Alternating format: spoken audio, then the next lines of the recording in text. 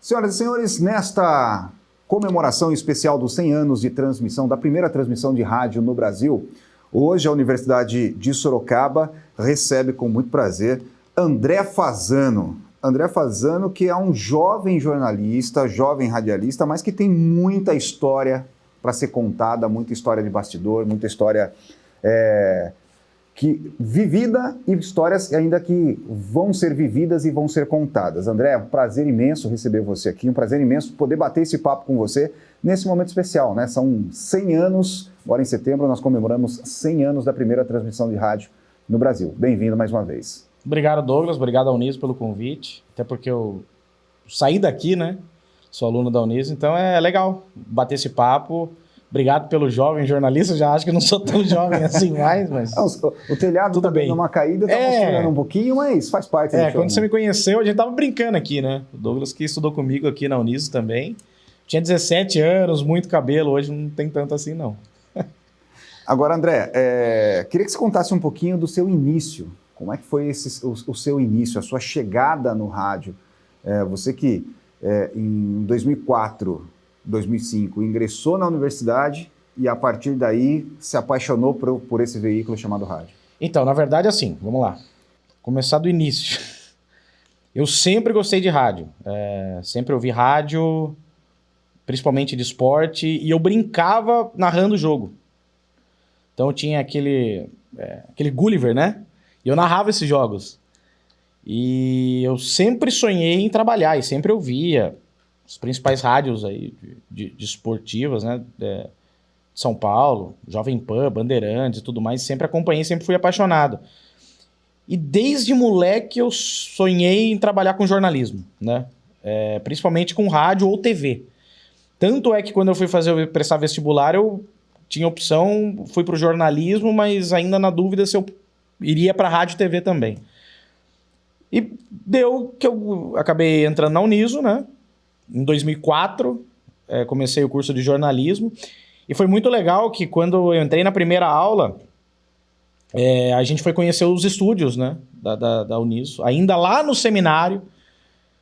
E quando eu entrei no estúdio de rádio, me explicaram tudo ali, o professor Fernando Negrão, ainda naquela época, o Feré já é velho do Uniso.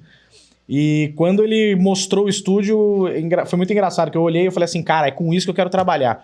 Mas eu imaginava assim, imagina que eu vou falar no rádio, né? Eu vou trabalhar na produção, fazer outras coisas, não tenho voz pra ser radialista. E calhou que, assim, teve o primeiro jornal, primeiro rádio jornal, do primeiro da nossa turma, eu que fui o apresentador. Eu lembro, eu e a Ana Paula Ghiseline, que também se formou com a gente. Foi jornalismo com a gente, depois ela tomou um outro rumo, né? E beleza, e aí começou. E aí a paixão aumentou.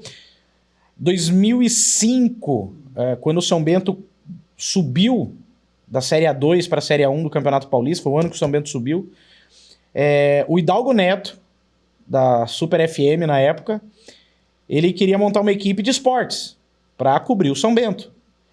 E em 2005, o Hidalgo deu oportunidade para 4 malucos começaram um programa de esporte, que era eu, o Gustavo Merice, o Leandro Antônio e o Benjamin Pesce. Meus amigos até hoje, todo mundo também, cada um seguiu o seu caminho aí. Acho que o único de jornalista, assim, eles trabalharam na área, desenvolveram também nessa área esportiva, né? Mas no final das contas, quem acabou permanecendo até hoje sou eu. E daí da Super, fiquei 2 anos, trabalhei depois com a Juliana Marques, fazendo programa jornalístico, Ju, que é minha amiga também até hoje, enfim. E daí 2005 foi onde tudo começou, e foi muito legal, porque o Hidalgo, ele que deu a chance de eu começar, de eu criar o calo, né, pra falar no ar, pra falar ao vivo, perder a timidez, capacidade de improviso também, principalmente no esporte, que acho que no esporte você desenvolve essa capacidade de improviso muito fácil, né? Então eu era repórter de campo e eu apresentava os programas. E aí você tinha que desenvolver essa agilidade do rádio. Foi aí que eu aprendi que perdi a vergonha de falar no rádio, no microfone, a hora que a luzinha no ar tivesse acesa. Daí foi aí que tudo começou, né? E aí tudo começou ali na Super FM. Aí já começaram as suas passagens, as pequenas andanças do André até chegar a Cruzeiro FM, onde está até hoje. São 13 anos já. 13 anos, desde 2009. É que jornalista é ruim de conta, né? Então, faz o cálculo aí, 2009 para 2022. 13 anos já de Cruzeiro FM. Mas nesse meio tempo, você passou também pela Rede Amigos da Cultura, sim, também teve um aprendizado por lá. Sim, foi muito legal, porque acho que a Rede Amigos da Cultura foi... Primeiro, o importante porque eu acho que o networking que eu fiz lá, né? O Mário Bastos me deu a oportunidade, eu fiz o primeiro... Na verdade, quem me convidou foi o Thiago Cordeiro, né? Thiago Cordeiro, que é conhecido também aqui no rádio, tem podcast agora também, trabalhou muito tempo na 103, né? Enfim, e ele que me deu a oportunidade, a gente fazia o Fritando a Bola, que era um programa de esportes lá. E aí eu conheci o Mário, conheci o pessoal do Fritura, o Doug e tudo mais, que estava na época lá na Rede Amigos da Cultura. E aí a gente começou fazendo programa de jornalístico, daí eu tive a oportunidade de trabalhar com a Luciana Meira, com o Cláudio Dias Batista, a gente apresentava o Radar, que era um jornal matinal que tinha ali, que foi muito legal também, foi onde também eu tive contato mais com o jornalismo mesmo. Não que eu não fizesse jornalismo na Super FM, mas ali era um negócio mais hard news, né? Que é o jornalismo que eu faço hoje na Cruzeiro. Então fiz muita matéria lá, eu tive a oportunidade de ser câmera, fui operador de som, na Super eu também já operava a mesa, né? Mas lá era uma mesa muito mais complexa para minha realidade, então aprendi também fazer a operação e falar, que acho que é algo muito importante também hoje. Praticamente todos os locutores têm que fazer isso, né? E foi uma experiência bem bacana também, que me abriu portas também para depois, em 2009, entrar na Cruzeiro. Fiquei um ano, acho que na Rede Amigos da Cultura, de 2008 a 2009. Depois eu entrei na Cruzeiro FM. E a sua chegada à Cruzeiro FM? Então, eu fui para Cruzeiro a convite do Paulo Roberto Júnior, né? O Paulinho, ele era o coordenador da equipe de esportes da Cruzeiro FM na época. Ele me chamou eu e o Caio Rossini, que tá comigo até hoje também na Cruzeiro, né? Tá até hoje lá na Cruzeiro. E ele me chamou para inicialmente cobrir o São Bento, Atlético Sorocaba.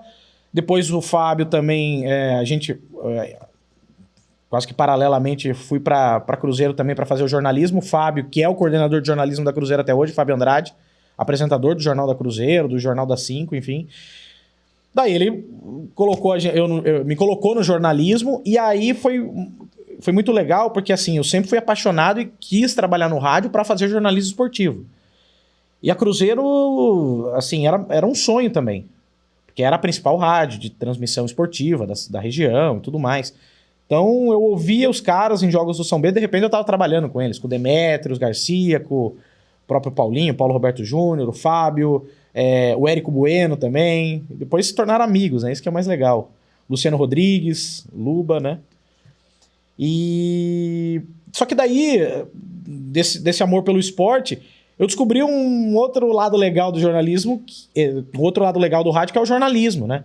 Esse imediatismo do rádio, de você dar a notícia a hora que ela acontece, questão do trânsito, acidente, notícia policial. Pô, eu sou apaixonado por jornalismo policial e acho que a Cruzeiro, eu tive a oportunidade de começar jornalismo policial na Cruzeiro FM, então era muito legal. Foi muito legal essa experiência também de início. E tô até hoje, né? São 13 anos aí, mais de 13 anos agora, né? Durante esse teu percurso, André, você citou aí jornalismo policial, você citou jornalismo esportivo, e uma das coisas que a gente percebe é que você é um radialista, um jornalista que também tem um passe muito legal nos meios políticos da cidade. Você é um cara que se especializou também no jornalismo político. Uhum. É uma das suas paixões? Se transformou uma das suas paixões a política, de forma geral? Hoje sim. Engraçado você ter falado. Eu falei do jornalismo policial, que é gostoso de fazer, do esportivo. esqueci do que hoje eu mais trabalho, que é da política. Que eu cubro a Câmara de Sorocaba, né? E acompanho também outros assuntos políticos e tal. E eu aprendi a gostar de política. No começo, quando eu entrei na faculdade, eu jamais imaginaria falando ou fazendo política ou comentando política no rádio. Só que assim, a experiência que eu tive na Câmara Municipal, que foi uma escola, e é uma escola, para você aprender política, principalmente os bastidores, eu fui pegando gosto. E hoje é engraçado porque chega jornalista que não costuma cobrir muito a Câmara, fala assim, como é que você consegue entender tudo isso? E ao mesmo tempo, nos bastidores, eles percebem que o ambiente é muito mais leve para quem acompanha de fora do que você imagina, né? Então muita gente fala que coisa sisuda é coisa séria. Lógico, a hora de você fazer a matéria é algo sério. Mas nos bastidores a história é outra. Então você brinca com o pessoal. É um trabalho comum, né? Muitas vezes, assim, na cobertura da Câmara, os vereadores vêm, brincam com você e tal. Lógico, quando o assunto permite, né? Então é diferente. E esse bastidor, você conhecer o bastidor e principalmente conhecer como é que funciona todo o mecanismo da política é apaixonante. Não é fácil. Eu demorei também para ganhar a confiança dos agentes políticos, dos agentes públicos, para vir esse papo, para ter o respeito. Vai um tempo, vai do trabalho, de você também respeitá-los e exigir que eles te respeitem, né? Tem muito disso. Mas quando você conhece, tá tudo afinadinho, a política é algo fantástico. Eu sinto falta quando eu tô longe da cobertura da Câmara, longe das coberturas políticas, assim. André, nesses seus, vamos colocar aí, 16, 17 anos, pouco mais, pouco menos, salvo engano, que trabalha, que fala na latinha, que fala no rádio, obviamente você já passou por momentos complicados, sim, momentos tristes, momentos de você ficar muito irritado e momentos muito engraçados. Sim. E, obviamente, o nosso especial é para contar também um pouco desses momentos, afinal de contas, são aquelas histórias que o rádio não conta, que o ouvinte do outro lado não fica sabendo, mas que, às vezes, nos deixa em maus lençóis. Acho que eu tô vermelho até de lembrar dessa história. Vamos começar com momentos que te deixaram irritado. Irritado? Um momento que te deixou bem irritado nessa história do rádio. Cara, irritado, não sei se... É que assim, quando você tem que esperar muito tempo pra alguma coisa acontecer, isso é chato. Pra lembrar de um que, assim, cara, ficar esperando, desculpa o termo, mas um pé no saco, foi uma greve dos médicos que teve uma vez aqui em Sorocaba, que eu lembro que eu fiquei das 10 horas da manhã acompanhando uma reunião que teve com o sindicato na prefeitura. Eu acho que eu fiquei até umas 4 horas da tarde, não tiveram definição. Não contentes, os caras fizeram uma reunião à noite, eu tive que acompanhar, eu sei que essa reunião acabou 10 horas da noite pra sair uma definição. Cara, isso foi muito chato. Quando a cobertura... Nossa, é muito chato você ficar esperando, muito chato. Assim como também reunião de greve de ônibus, assim, que eu lembro que teve uma reunião uma vez na Urbis, que eu cheguei também 9 horas da manhã, fui sair, era 5 horas da tarde. Cara, quando tem essas pautas demoradas e que a hora que você vai pegar o material, você resume em, sei lá, 5 minutos. Aí você fala, nossa. Tem uma história também, um repórter, não vou citar o nome desse repórter, mas numa pequena coletiva de imprensa no Palácio dos Tropeiros, deu uma atropelada, que o combinado não era falar o nome da rádio, mas aí acabou saindo o nome da rádio. Eu lembro desse cara. Conta um pouquinho dessa história, como é que foi. Esse acho que foi um dos momentos que você ficou meio bravo. Não, eu posso citar o nome dele? Não. Esse que está conversando comigo, uma vez a gente fazendo uma coletiva, eu estava ao vivo. Não, nós dois estávamos ao vivo, né? A gente estava ao vivo, eu pela Cruzeiro, você pela 103. Daí eu fazendo as perguntas e você foi lá e fez a pergunta, falando aqui pra 103, ao vivo. Eu olhei pra você e falei, mãe, como assim, velho? Você vai falar mesmo o nome da sua rádio? Estamos ao vivo. Mas, cara, pra mim não deu nada, que o pessoal da rádio depois ficou pegando no meu pé. Pô, fala também o nome da nossa, não sei o quê. Mas depois você resolveu. Mas, cara, Eu conheço você faz tempo, então não foi nem questão de irritação, não, velho. Isso aí foi...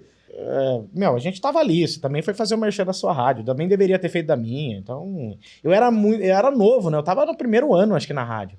Mas também, cara, não tive irritação nenhuma com você. Eu conheço você, eu sei que você não fez por mal. Espero, né? Agora, André, a gente falou de momentos de irritação. Tem momentos que você fica triste, que você fala assim, eu poderia ter feito, ou não consegui ajudar, ou não consegui concluir aquilo que eu vi aqui para concluir. Tá. Como é que... Uma história dessas, assim, que você fala, Triste. Assim, de você falhar no trabalho, você diz, ou não? Não necessariamente. Porque, assim, triste, uma pauta que me marcou, assim, que eu saí pesado da pauta foi a queda do muro do Patriciané, né? E, assim, foi um negócio meio conturbado, porque eu lembro que eu tava de folga, foi à noite, eu já tava em casa, minto, em casa nada. Eu fui numa confraternização com os amigos, porque era final do ano e tudo mais. E, cara, eu tinha acabado de abrir minha cerveja, assim. Daí me ligaram falando que caiu o muro do Patriciané. E até então eu não sabia da gravidade. Disse que caiu em cima de carro. Eu falei, pô, que coisa. Mas eu achei que fosse um muro do estacionamento, carro parado. Não, né? Foi do semáforo ali, depois que eu comecei a ver a história. E assim, rolou toda uma conversa pra não, vai você, não vou eu, pô, mas tô de folga, vocês vão me chamar agora, uma confraternização aqui, tô dando carona, tem gente que tá de carona comigo, como é que eu vou fazer? E acabei indo.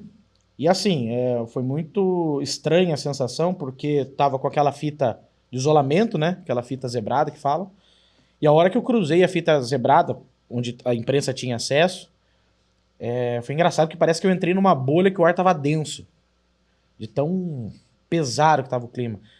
E foi um silêncio assim, ó, era na região central da cidade, foi um silêncio. Eu só ouvia os bombeiros conversando assim e tirando. E o cenário parecia de guerra, né? Com o muro caído em cima dos carros, os carros achatados e tal, o pessoal fazendo um resgate dos corpos. E eu lembro que eu entrevistei o Comitry, que era secretário de obras da cidade, e a hora que eu terminei de gravar com ele, ele me puxou pela camisa assim e me abraçou e começou a chorar, cara. E no jornalismo a gente tem que apurar as notícias com a mais frieza possível, né? Não se envolver, mas aquilo me pegou de surpresa, né?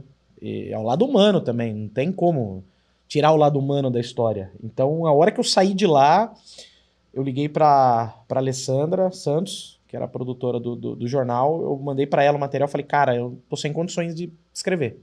Falou, não, daqui que eu vou pegando o material e vou fazendo. Mas foi muito pesada, muito, é o que me deixou mais triste. Além de quando tem reintegração de posse, que é um negócio bem triste também, né? Que é quando a pessoa ocupou uma área e tem que ser retirada. A primeira eu fiz lá no Jardim Cruz de Ferro. E aquela foi, acho que você tava, não sei se você tava nessa cobertura também. E assim, você via as pessoas que não tinham nada, tendo o nada retirado delas, né? Então é triste também. Eu acho que foi mais isso. Teve episódios assim que você erra, que você toma furo dos outros.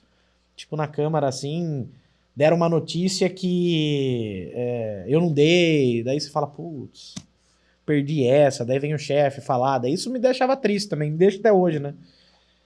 Mas a gente aprende também a lidar. A gente tem que ver que a gente erra também, né? Às vezes. Essa é uma das funções e a sociedade precisa entender que a gente também, que a gente é humano e que a gente erra também. André, nessa sua história de rádio, obviamente você contou um momento de irritação, um momento de tristeza, mas tem uns momentos também que é para se dar risada, que você fala, meu amigo. Aliás, deixa eu lembrar de uma, que foi legal, já que você lembrou de um episódio nosso, nessa coletiva, tem um episódio nosso na Urbis, a gente fazendo na câmera de vídeo monitoramento lá o trânsito, e eu lembro que teve um muro que desmoronou, e eu não conseguia falar desmoronou, não sei se você lembra dessa. Sim. E eu falava desmoronou, desmoronou, e você começou a rir, e eu tava ao vivo. E você virou de costas, só que é pior ainda. Você virou de costas pra rir e eu olhando você, eu falei, meu Deus. Aquele dia foi difícil segurar a risada, mas foi. E foi com desmoronou mesmo, que eu não conseguia falar. E às vezes acontece isso, né? Essas coberturas ali, né, no CCO, na época de inauguração, né? Praticamente fizemos a inauguração do CCO, né, para a imprensa. Nós dois fazíamos trânsito, né, na época. Exatamente. Eu faço até hoje agora, né? Tô de volta no trânsito. E eram bem interessantes porque ali mostrava muito o que é o dinamismo do rádio, de você estar acompanhando ao vivo o que está acontecendo. Me lembro de uma chuva que acabou alagando toda a região ali da Adão Pereira de Camargo, exatamente. Né? E foi umas situações que a gente passava nessa época. Agora, histórias engraçadas também nos bastidores de transmissão esportiva. Porque você teve passagens aí, você rodou o Brasil também com a Cruzeiro, fazendo jogos do São Bento. Mais o estado, né? O Brasil não chegou a rodar tanto o Brasil. Não, o Brasil não. O Caio tá rodando mais agora, que ele começou a cobrir o São Bento. O Caio se deu bem, então? O Caio pegou o filé, sem osso. Eu dei uma ruída no osso. Não, mas tem... história de bastidor é muito legal, cara. Porque assim, primeiras viagens, né? Eu lembro de uma que a gente foi para Santos. Eu tava começando ainda. A gente foi fazer Atlético, Sorocaba e Portuguesa Santista, né? E daí o que aconteceu? A gente chegou no meio da viagem, a gente conversando, tava o Pichochó, que era o nosso operador na época, e ele falando, não, nossa equipe aqui, equipe coesa e tudo mais, a gente trabalha junto, trabalha unido, não sei o que. Cara, a gente chegou lá para fazer o jogo, só que a gente viajou para Santos para fazer o segundo tempo numa experiência que ia fazer via internet. Na época não tinha isso. Acho que era 2009 mesmo. Não tinha essa internet de qualidade para fazer via internet transmissão. Hoje tem. E a gente foi. E aqui, eles estavam transmitindo São Bento e União São João, se não me engano. Só que a hora que ligou o equipamento lá para conectar, começou a dar um problema técnico, uma zona. Eu só lembro que o Fábio Andrade estava de repórter aqui no SIC. Ele falava... Nossa, parece que eu tô falando dentro de um enxame de abelha, não sei o que, porque o fone começou a chiar. E daí eu tentava falar com a cabine, entrava na transmissão dos caras. Nossa, foi uma zona. E eu lembro que a volta teve uma reunião para discutir tudo isso. Nossa, saiu quebra-pau na reunião. E a turma falava, não, a equipe é unida. Nossa, isso é um quebra-pau, cara. E eu lembro que eu e o Caio, a gente tinha acabado de entrar na rádio. Tava os dois, assim, quietinhos, olhando pra todo mundo, assim, no meio da discussão, a gente não sabia o que falar. Era pra eu entrar do vestiário do Atlético, que o Atlético perdeu o jogo, tava ameaçado de rebaixamento, eu não consegui falar. Daí sobrou bronca, porque eu tinha que ter feito de algum jeito. Nossa, esse dia foi complicado. É engraçado agora, mas na hora deu um pânico. Tem várias histórias, cara. É que de bastidor, assim... tem um problema, né, que... Se você pegar toda a equipe de rádio, pelo menos que eu trabalhei, e colocar numa sala da quinta série, é a mesma coisa, acho que muda só a barba. Porque as piadas é tudo de quinta série, a gente já fez guerrinha de comida em van. Guerrinha de comida. Passamos no McDonald's jogando pode falar patrocínio, não sei se pode, já falei também. E fazendo guerrinha de comida, de lanche, de caixinha de lanche, no meio da van, e...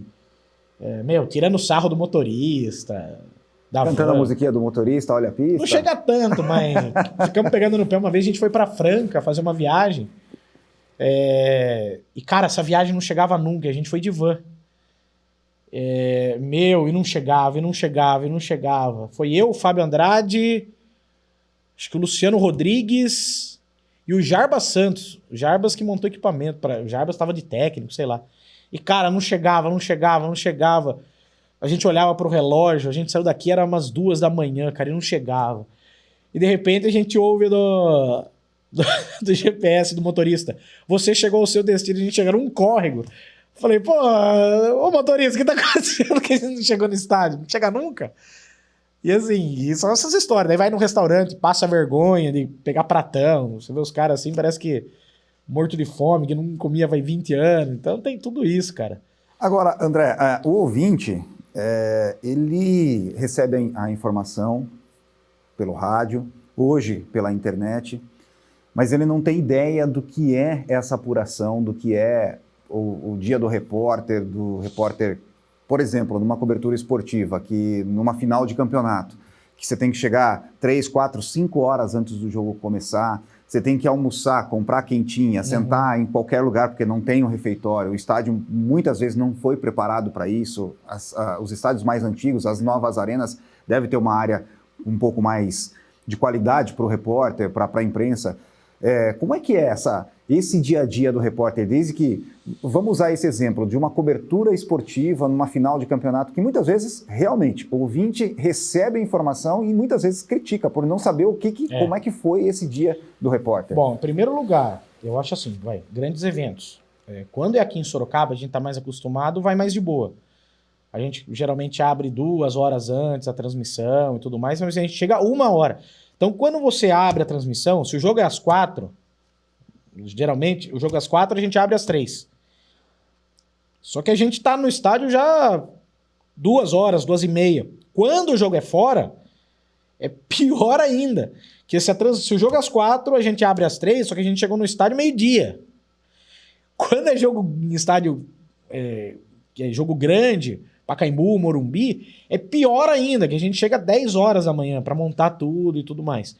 E final é mais ou menos isso. Então, eu já tive a oportunidade de fazer final de Campeonato Paulista, fiz, acho que Santos e Guarani, que foi, para mim, tecnicamente, assim como repórter, foi o jogo mais legal. Que a transmissão saiu redondinho, o jogo foi muito legal, foi 4-2 pro Santos, acho, né?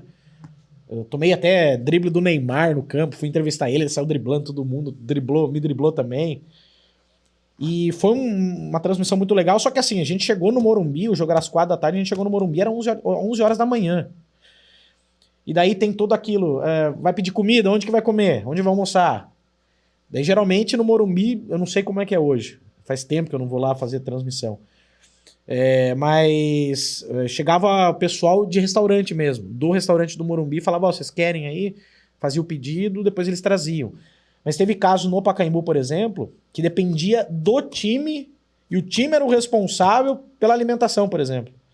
Então a gente chegava, 11 horas da manhã para um jogo às 4 da tarde, que foi o caso da final. Eu fiz Santos e Corinthians e Santos e Ituano a final. E eu lembro que assim, nesse Santos e Corinthians, o Corinthians era o mando. Só para dar um exemplo. Então a gente chegou 11 horas da manhã, desceu todo o equipamento, pôs na cabine, ficava aguardando ali. Daí eu geralmente era o responsável por buscar comida, né? O gordinho da história sempre é o responsável pela comida. Daí eu pegava e fui. E quando era o Corinthians o mano de campo, tinha uma empresa que eles contratavam que você ia lá e fazia o pedido da Marmitex. Depois você ia buscar. Com o Santos não, o Santos não dava nada. Então nesse Santos e Ituano que foi a final, a gente teve que pedir e esperar do lado de fora do estádio.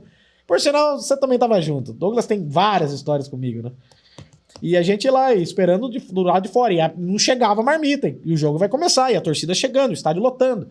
E não chegava. Então tem tudo isso. Isso é só da alimentação. Mas a espera, quando você faz um jogo no Pacaembu, você tem que subir uns 100 lances de escada, levando, descendo. Você vai, pega o equipamento, volta para pegar a escalação pro vestiário. Eu sei que quando tem jogo no Pacaembu, eu subo acho que umas 3 vezes aqueles lances de escada ali. E assim, tem toda a preparação, a gente chega antes, faz parte para montar o equipamento, testa o equipamento, pega o colete, fica aí atrás da escalação, a escalação gruda na parede, daí você tem que passar pro comentarista, pro narrador.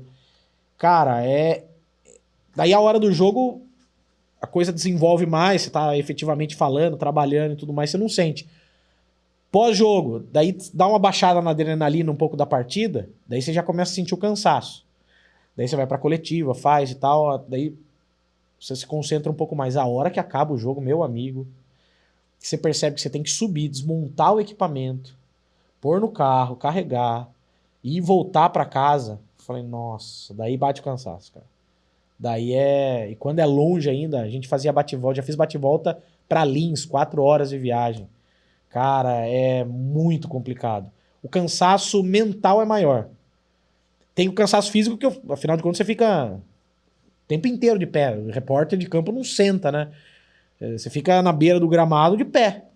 Então, além do cansaço físico, Tem o cansaço mental, que você tem que estar concentrado, tem que ser rápido, tem que ver o que está acontecendo para você passar informação. É desgastante, cara. Principalmente cobertura de futebol. Sem contar as coberturas que eu já fiz de Câmara, de cassação do prefeito e tudo mais, de virar quase 24 horas trabalhando. Aí é doideira. André, as histórias que o rádio contou até hoje, nesses 100 anos, elas já foram contadas, já estão eternizadas, e com certeza muita gente vai contar, vai falar sobre isso daqui 50, 100 anos. Então, essas a gente ouve, nós que participamos de algumas delas ouvimos, e as que a gente pôde viver. E o que você espera dos próximos 100 anos do rádio? O que dá para esperar das histórias que ainda serão contadas nos próximos 100 anos? Eu acho que teremos mais histórias ainda para contar em questão de quantidade. Porque hoje, e assim, é um negócio que eu não esperava pro rádio, que até brinco com todo mundo, que eu entrei fazer o rádio porque eu não tinha que aparecer. Falei, não preciso preocupar com a minha aparência hoje, eu preciso. Porque o rádio tem imagens hoje. E a gente vê esses podcasts também, que hoje estão no YouTube e tudo mais, e virou febre. Eu jamais, assim, quando eu comecei, imaginaria... Eu sempre fui muito romântico do rádio, né? De ouvir no aparelho e tudo mais. Lógico, tem o celular que você coloca o seu foninho, acompanha numa caminhada, enfim. Ouve pela internet também rádios de outras cidades do Brasil inteiro, do mundo. Mas eu nunca imaginei que seria de tanto sucesso os podcasts, essa transmissão via YouTube com imagem, né? Porque o podcast, bem dizer, é o rádio, né? Você tá vendo imagem lá no YouTube e tudo mais, ou outra plataforma, mas você tem acesso também do áudio, né? Principalmente, é o áudio que conta. E é a rádio. Podcast do YouTube é o rádio. Então eu acho assim que muito mais pessoas estão vendo a possibilidade de que o rádio é uma comunicação efetiva, eficiente, ágil.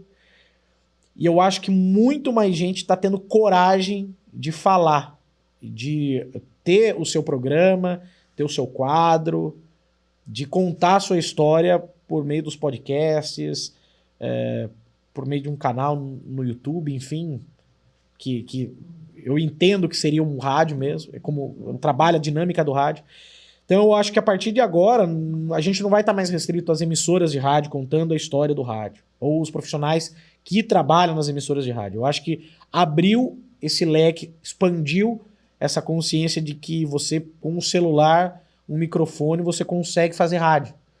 Então eu acho que vai ter muito mais gente contando essa história, possibilita que as pessoas tenham um conteúdo segmentado, que consiga buscar os seus interesses, né?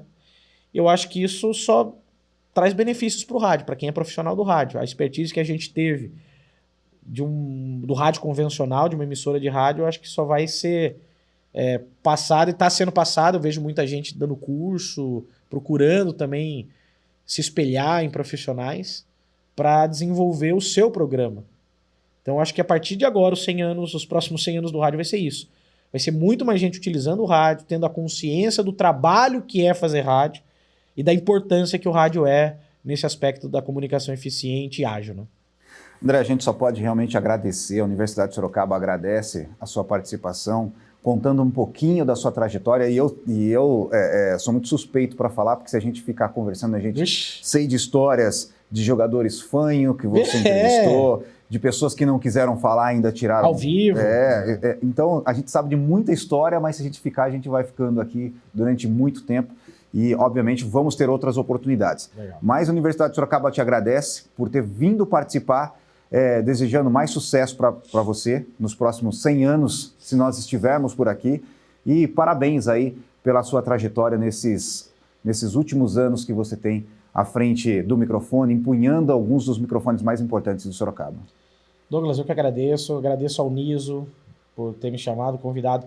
É sempre muito bom voltar aqui, né? Eu que já figurei nesse estúdio como estudante, é legal voltar falando um pouco da experiência profissional.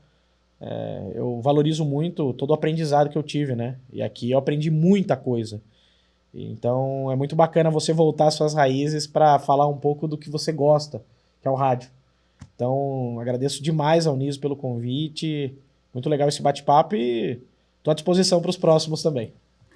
Tá aí, senhoras e senhores, André Fasano, ele que já teve passagens aí por emissoras aqui de Sorocaba, pela Super FM, Rede Amigos da Cultura, e hoje já há um bom tempo empunhando o microfone forte, como eles dizem, o microfone forte da Cruzeiro FM.